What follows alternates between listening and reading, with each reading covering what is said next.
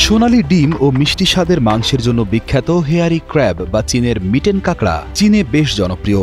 তবে সুস্বাদু এই কাঁকড়াগুলো জলবায়ু পরিবর্তনের কারণে আজ বিপন্ন এবং হুমকির মুখে।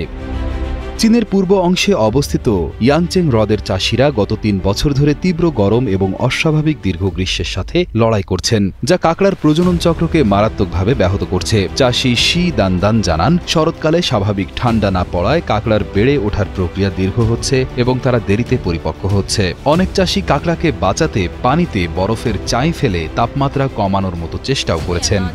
যারা কৃষিকাজ করে তারা আকাশের করুণার ভরসায় থাকে।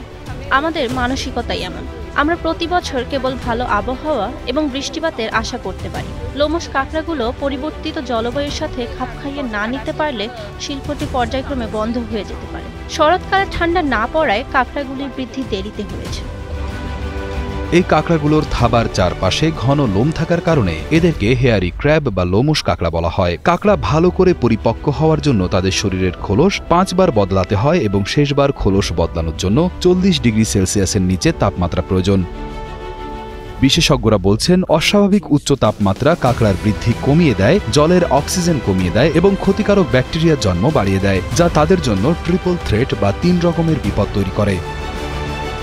জলবায়ু পরিবর্তন শুধু তাপমাত্রা বাড়িয়েই ক্ষান্ত হয়নি, ঘূর্ণিঝড়ের মতো চরম আবহাওয়ার কারণেও চাষিরা ব্যাপক ক্ষতির সম্মুখীন হচ্ছেন। এই সুস্বাদু কাঁকড়ার ভবিষ্যৎ এখন প্রকৃতির ইচ্ছার উপর নির্ভর করছে। যদি কাঁকড়াগুলো পরিবর্তিত জলবায়ুর সঙ্গে নিজেদের মানিয়ে নিতে না পারে, তবে কয়েকশো বছরের পুরনো এই শিল্পটি হয়তো একসময় বিলুপ্ত হয়ে যেতে পারে।